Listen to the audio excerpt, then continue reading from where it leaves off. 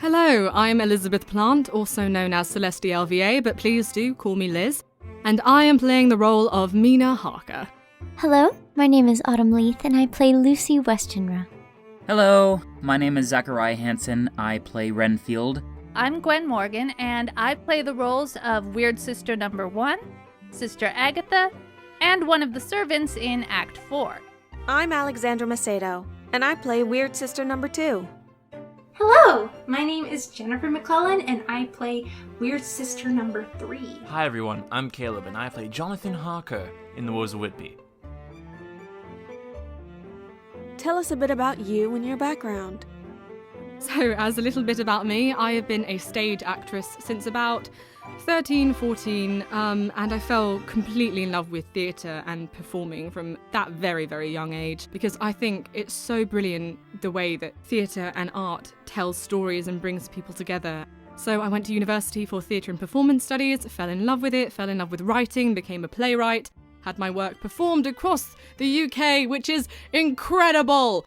I have been voice acting for the last few years alongside my degrees. I just finished my master's in playwriting, so she's educated. And now here I am, offering my talents and my joy and my love to this very, very deserving project.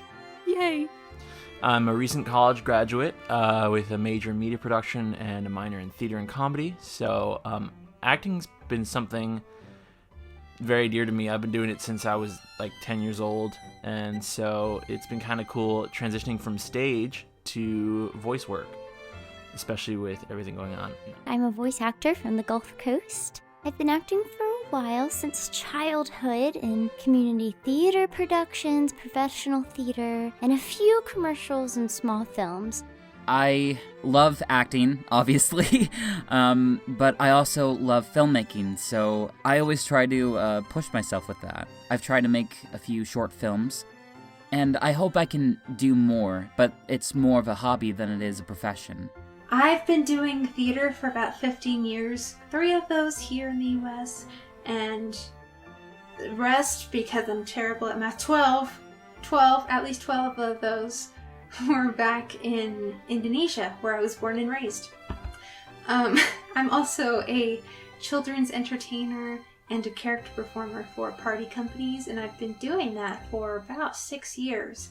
It's been quite a while. I'm actually very, very new to voice acting. I've only started June of this year. So yeah, this is one of my first projects. I'm so excited. I'm Alexandra Macedo, a voice actress living in Florida.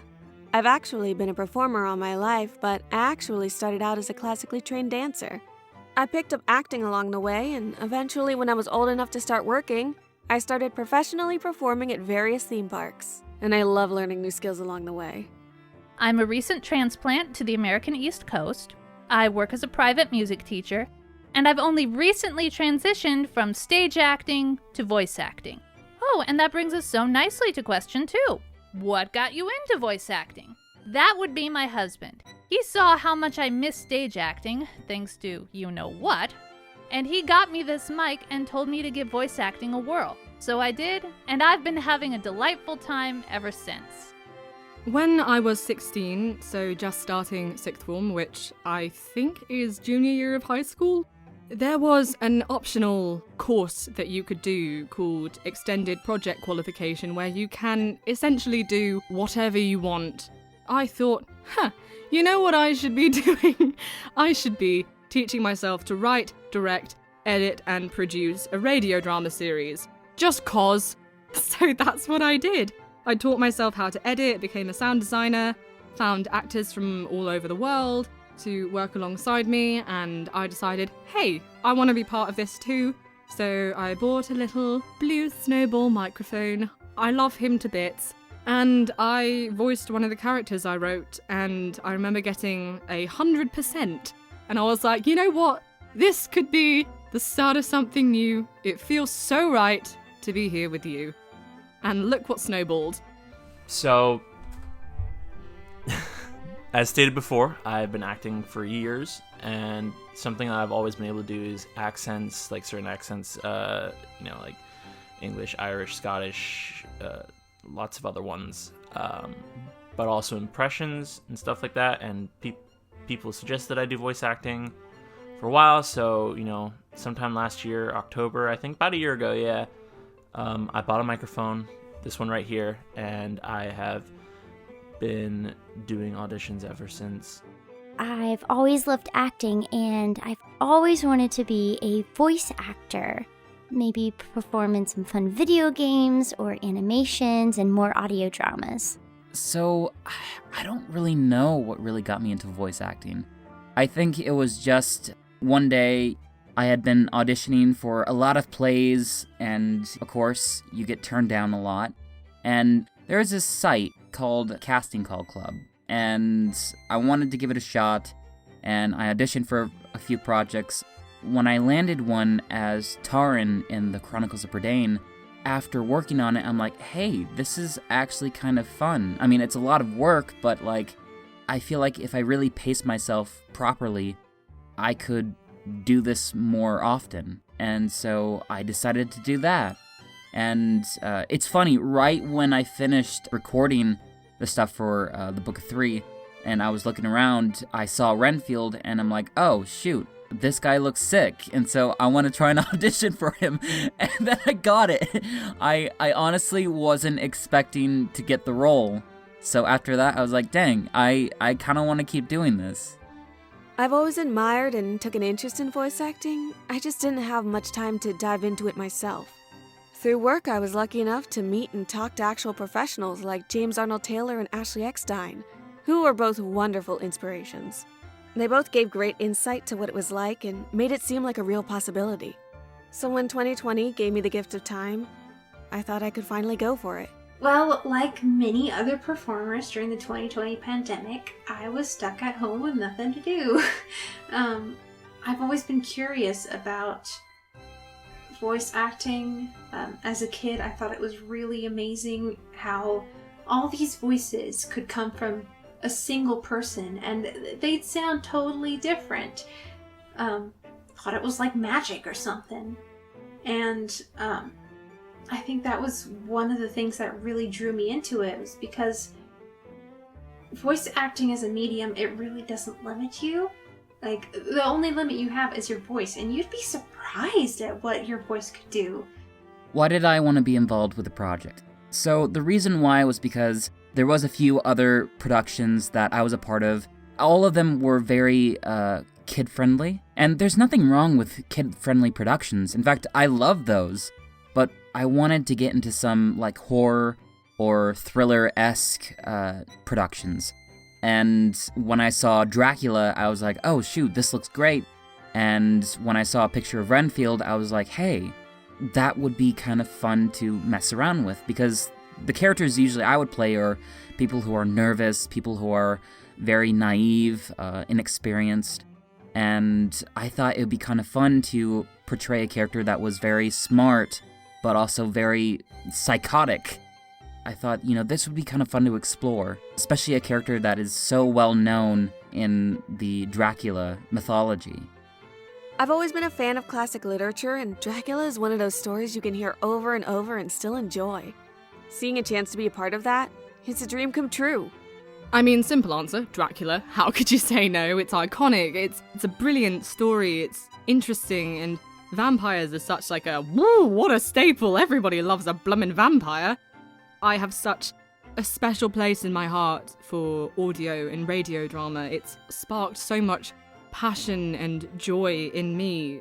Also, it's asked for British accents, and I was like, there's no way I can fail.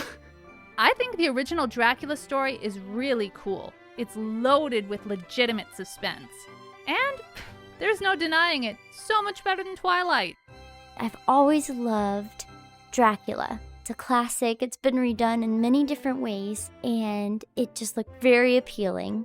I saw the casting call on, castingcall.club, and I was checking it out, and it seemed like, something that'd be a lot of fun. I've never really done an audio drama before. It was, kind of like, doing a play, but instead of being on a stage, it's, just voice and some really slick audio editing with sound effects and stuff like that. And so I was like, this is something I feel would be really cool to give it a shot.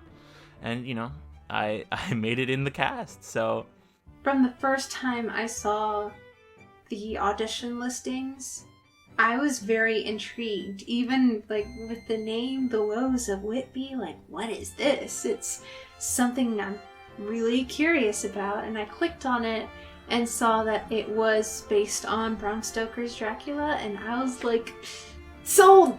Sold! What's the biggest challenge about taking on this role? I bet you think I'm going to say the accent. No, but really.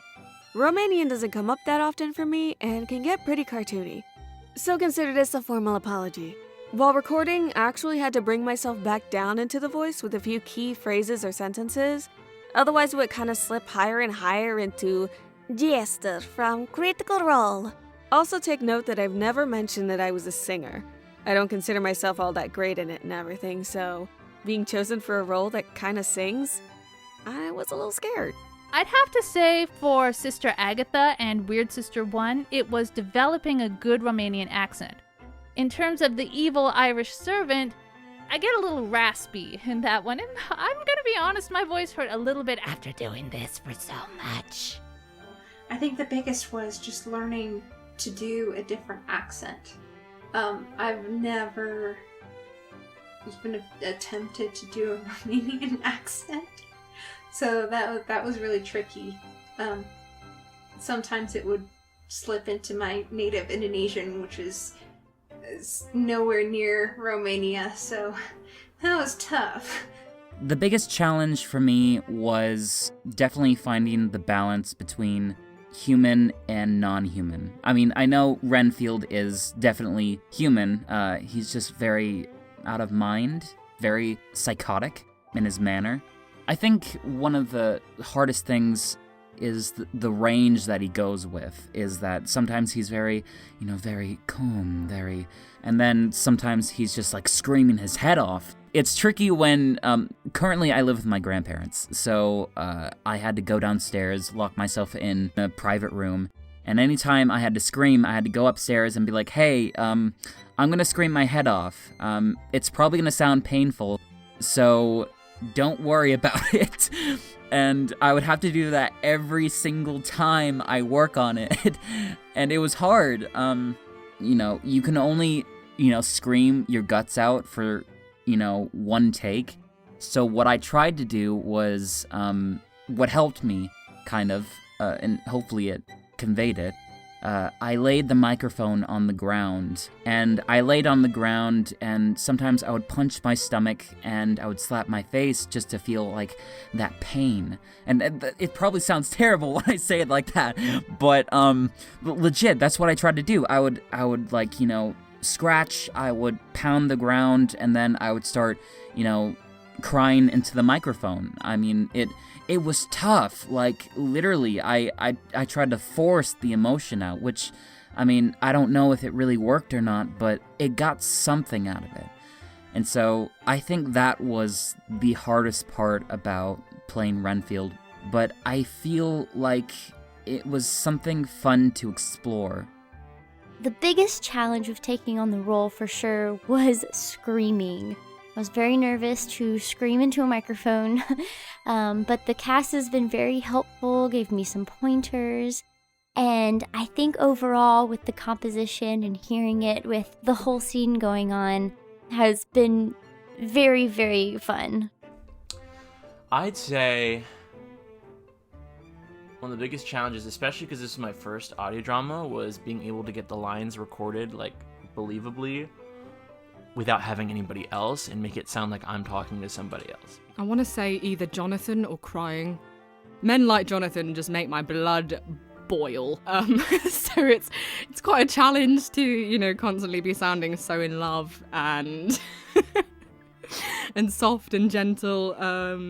There's nothing better than a man like Mr. Harker, who's just such a wet blanket. No offense to the writers. I think that's just how he's always been. Like, there's no fixing that, no matter how much adaptational awareness you have. And crying, I just can't do crying.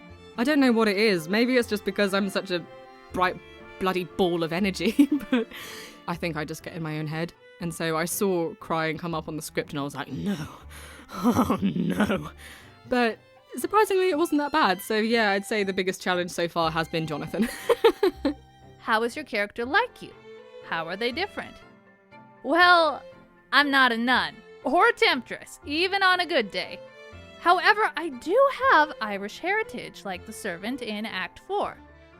And I may or may not be evil. Only those who know me very well could answer that question. For similarity, I'd say we're both dreamers, off in our own little worlds. For differences, well, I have a brother, not sisters. How is she like me? Well, let's just say that playing the role of the eccentric youngest of 3 sisters is not far off from real life. I happen to have 2 older sisters, and I'm the baby. We're both also very easily excitable.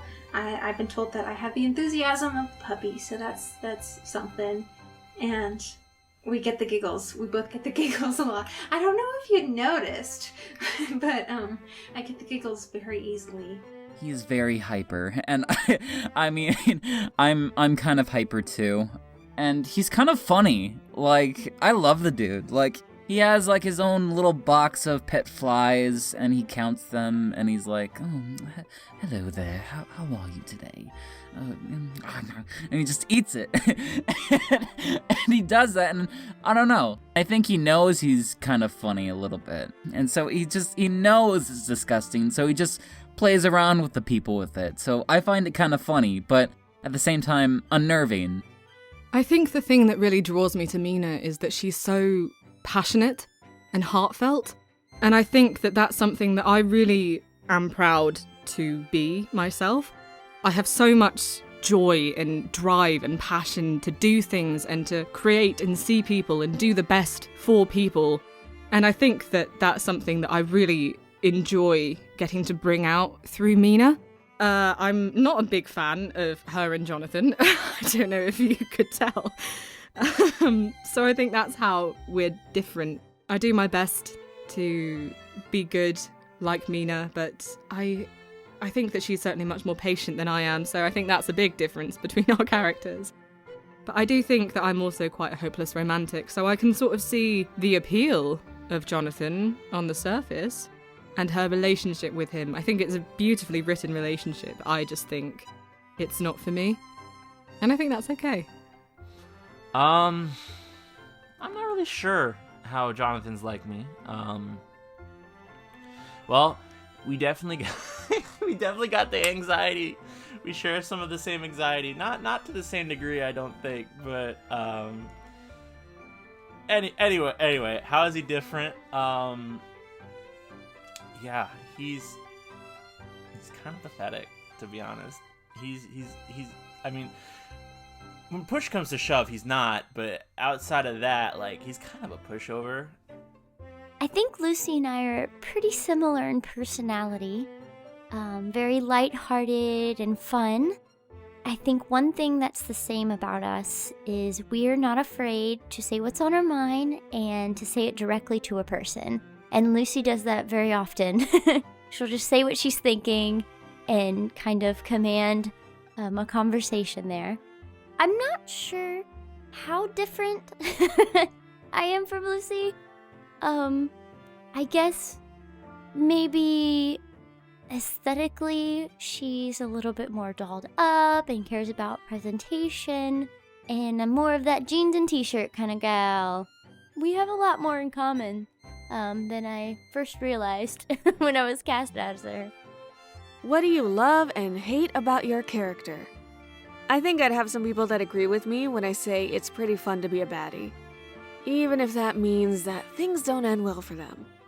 I love how confident Weird Sister number 1 is. And I love how caring Sister Agatha is. I don't really hate anything about any of my characters. All I wish is that Sister Agatha had gotten a chance to dunk Drac in some holy water. That would have been so fun.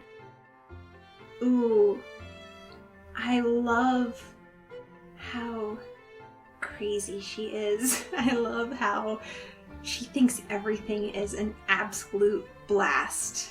And it's really fun playing her because she thinks everything is fun. And Good times. And she's also very different from the types of characters that I usually play, because I usually play the princesses and the young children, all innocent and sweet, and, it's my first time getting to play a bad guy, so obviously I had a lot of fun. What do I hate about my character? Is there anything to hate about her? I mean, seriously. Lucy is so much fun to play. I just love her personality and how she interacts with all the other characters. She just has a love for everyone.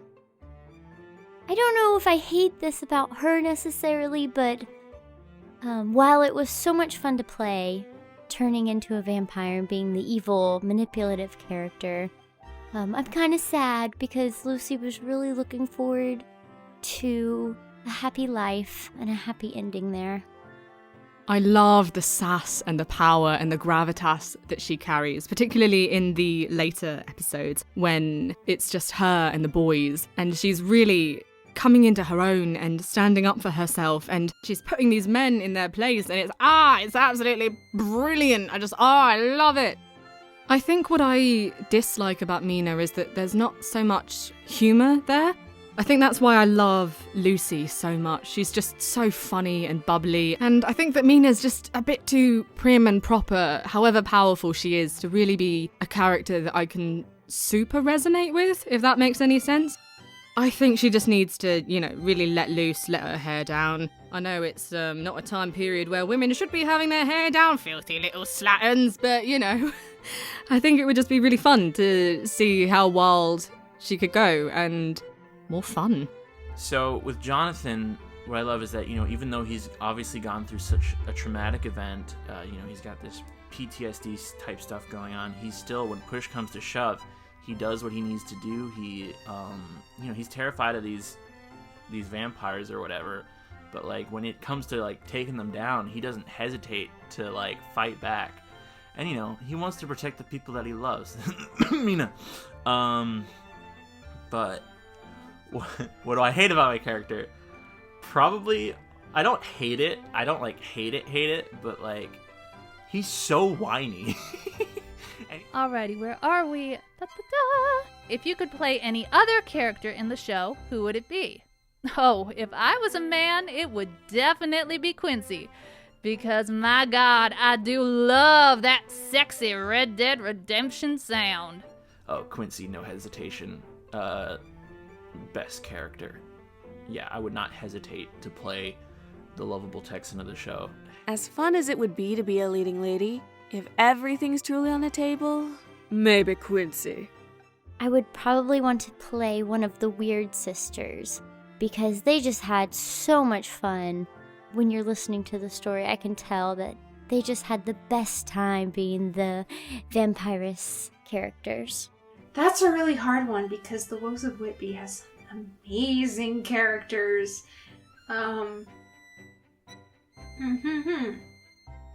If I... probably... Lucy would be really fun. I love how much sass she has.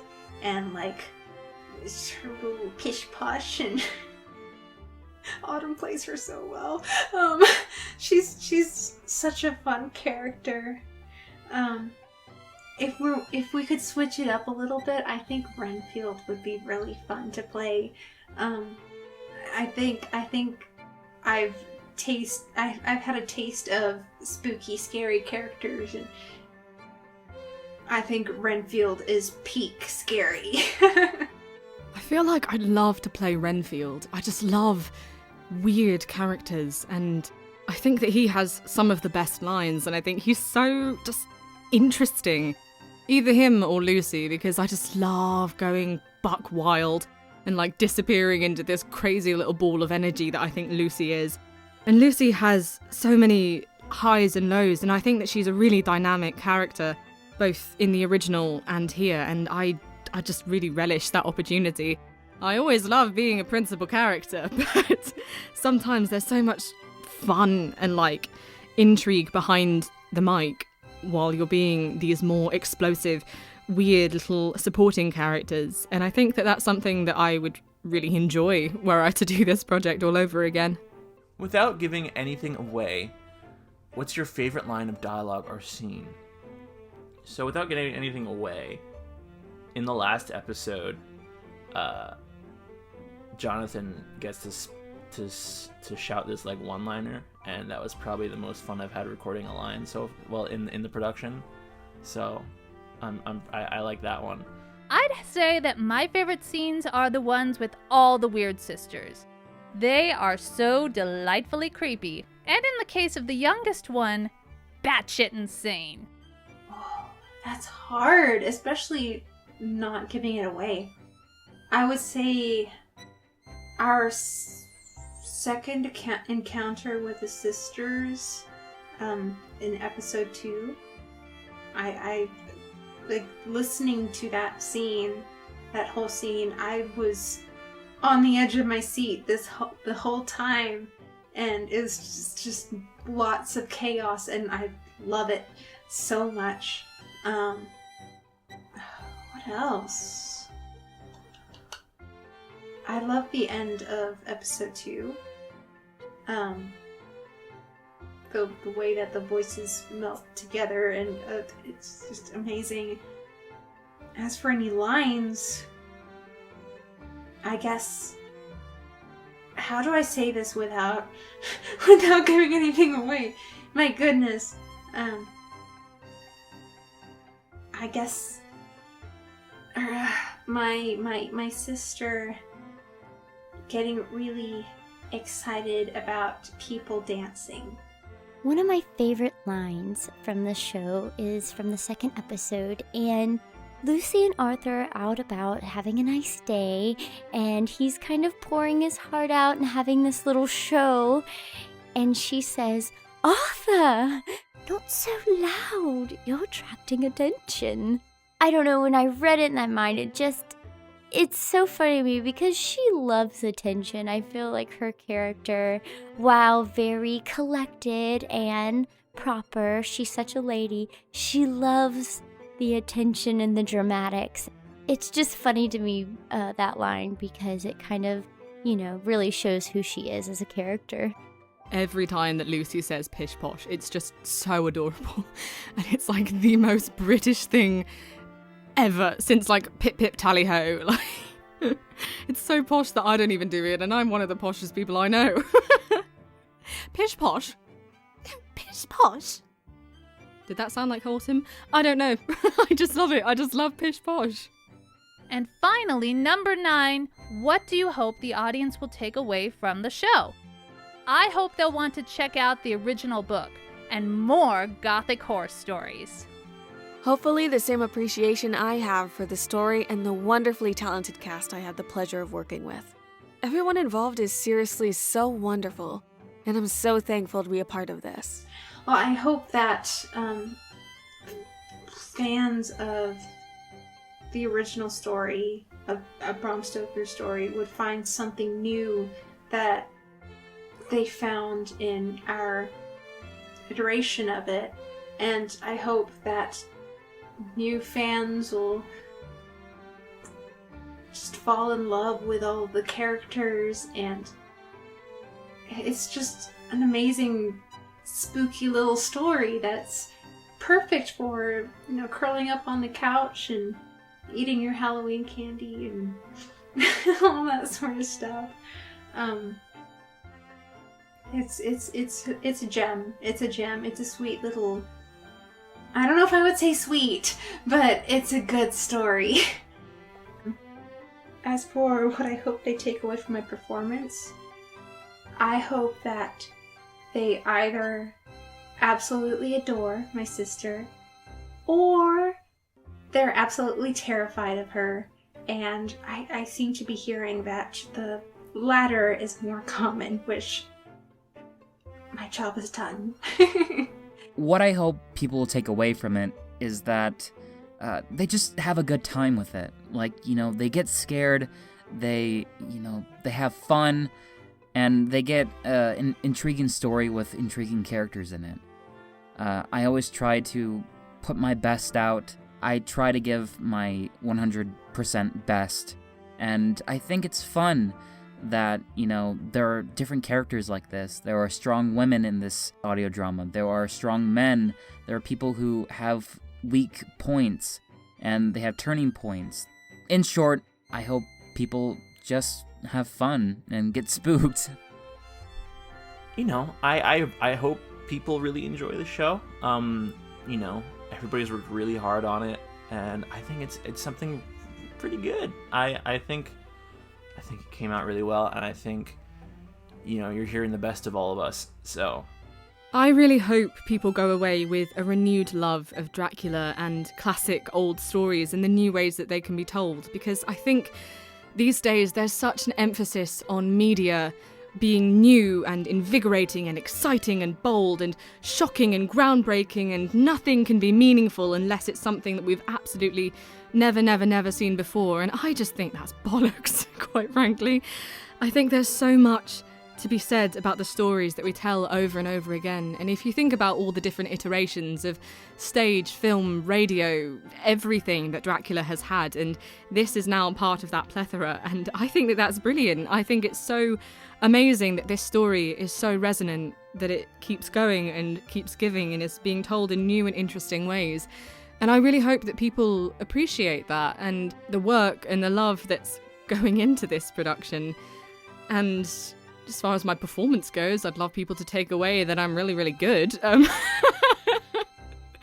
think that's what I always hope people will take away. But I think what I'd love is if my performance could touch somebody, could make someone feel something. I think that's always been my emphasis on my work as an actress and a writer and a designer, has been if even one person feels something inside what I've done and the story that I'm telling, then that's great. That's all I really care about, is making people feel connected to each other and to stories and to art, and hopefully I've been able to achieve that here. So fingers crossed. Overall, I've had the most amazing time being a part of this production, meeting the cast. We're from all over the world, and I think it's very exciting to be able to work with this online environment. The final production result has just blown my mind. I hope when the audience listens to this audio drama that they just close their eyes and fully immerse themselves in the world and feel like they're dreaming. The composition with everyone's voices and the sound design really brings the story to life. It's a little bit more immersive than a normal audiobook, and I'm excited for people to just get lost in it. And I think you're going to love it.